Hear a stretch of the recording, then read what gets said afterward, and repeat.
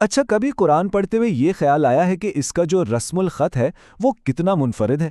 یہ اپنے آپ میں ایک شاہکار تو ہے ہی، لیکن اس میں ایک بہت ہی دلچسپ پہیلی بھی چھپی ہوئی ہے۔ تو آئیے اسی سوال کی تہہ تک چلتے ہیں۔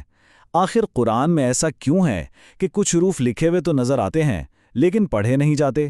اس کی وجہ کیا ہے؟ دیکھیے، پہلی نظر میں شاید ایسا لگے کہ یہ کوئی غلطی ہے، لیکن ایسا بالکل بھی نہیں ہے۔ یہ دراصل ایک بہت ہی ذہین نظام کا حصہ ہے، ایک ایسا نظام جو صدیوں سے قرآن کے صحیح تلفظ کو محفوظ رکھنے کے لیے بنایا گیا ہے۔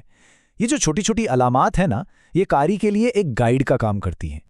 تو پھر اس نظام کو سمجھنے کے لیے آئیے سب سے پہلی علامت سے شروع کرتے ہیں۔ یہ ہے گول صفر کا نشان، اور اس کا اصول سمجھنا بہت ہی آسان ہے۔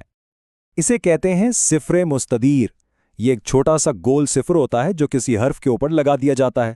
اس کا کام صرف اور صرف یہ بتانا ہے کہ یہ حرف بالکل خاموش ہے، یعنی اسے پڑھا نہیں جائے گا۔ اس کی سب سے اچھی مثال اس لفظ اولائکا میں ہے۔ ذرا غور سے دیکھیے، واو یعنی واو کے اوپر ایک چھوٹا سا گول صفر نظر آ رہا ہے۔ بس یہی اس بات کی نشانی ہے کہ یہ واو لکھا تو جائے گا، لیکن تلاوت میں اس کی آواز بالکل نہیں آئے گی۔ تو اصول بالکل صاف ہے، جس حرف پر بھی یہ گول صفر آ جائے وہ ہمیشہ خاموش رہے گا۔ اس سے کوئی فرق نہیں پڑتا کہ تلاوت جاری رکھی جائے یا اس لفظ پر رک جائیں، دونوں صورتوں میں وہ حرف نہیں پڑھا جاتا۔ یہ علامت زیادہ تر الف، واو اور یا پر نظر آتی ہے، جیسا کہ اس دوسری مثال بِأَيْدِی میں بھی دیکھا جا سکتا ہے۔ اب آتے ہیں دوسری علامت کی طرف جو تھوڑی سی مختلف ہے۔ یہ ہے لمبوترا یا بیضوی صفر کا نشان، اور اس کا اصول جو ہے نا وہ شرطیہ ہے۔ اسے صفر مستطیل کہا جاتا ہے۔ یہ ایک چھوٹا لمبوترا سا صفر ہے جو عام طور پر کسی لفظ کے بالکل آخر میں الف پر لگایا جاتا ہے۔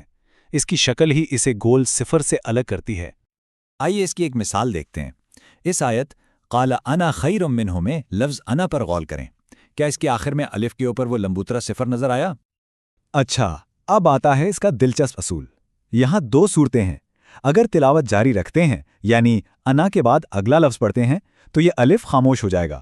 لیکن، اور یہ بہت اہم ہے، اگر اسی لفظ انا پر رکتے ہیں تو پھر اس الف کو پڑھا جائے گا اور آواز کو تھوڑا لمبا کیا جائے گا۔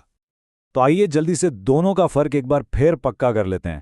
گول صفر کا مطلب ہے ہمیشہ خاموش، اس میں کوئی دوسری بات نہیں ہے، جبکہ لمبوترا صفر شرط کے ساتھ آتا ہے۔ تلاوت جاری رکھیں تو خاموش، لیکن اگر اسی لفظ پر رک جائیں تو اس سے پڑھا جائے گا۔ بس یہی ان دونوں کے بیچ کا سب سے بڑا فرق ہے۔ صفر کے ان نشانوں کے علاوہ قرآن میں کچھ اور بھی بہت باریک علامات ہیں جو تلاوت میں ہماری رہنمائی کرتی ہیں۔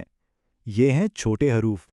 مثال کے طور پر لفظ داؤد کو دیکھیں، یہاں ایک چھوٹا سا واو لکھا ہوا ہے۔ اب یہاں اصول تھوڑا الٹا ہے۔ اگر تلاوت جاری رکھیں گے تو اس چھوٹے واو کو پڑھا جائے گا، لیکن اگر لفظ داؤد پر رک جاتے ہیں تو یہ خاموش ہو جائے گا۔ بالکل یہی اصول چھوٹی یا پر بھی لاگو ہوتا ہے، جیسا کہ لفظ بہی میں ہے۔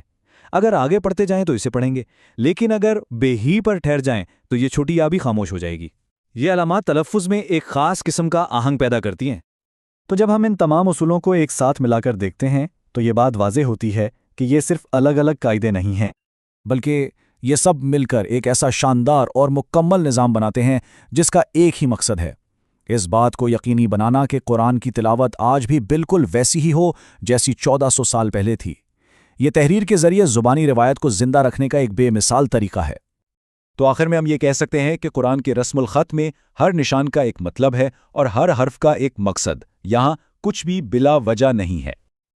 اور یہ ہمیں ایک گہرے سوال کے ساتھ چھوڑ جاتا ہے کہ جب کسی مقدس متن کو محفوظ کرنے کے لیے اتنی گہرائی اور احتیاط سے کام لیا جائے تو یہ خود اس روایت کی عظمت کے بارے میں ہمیں کیا سکھاتا ہے؟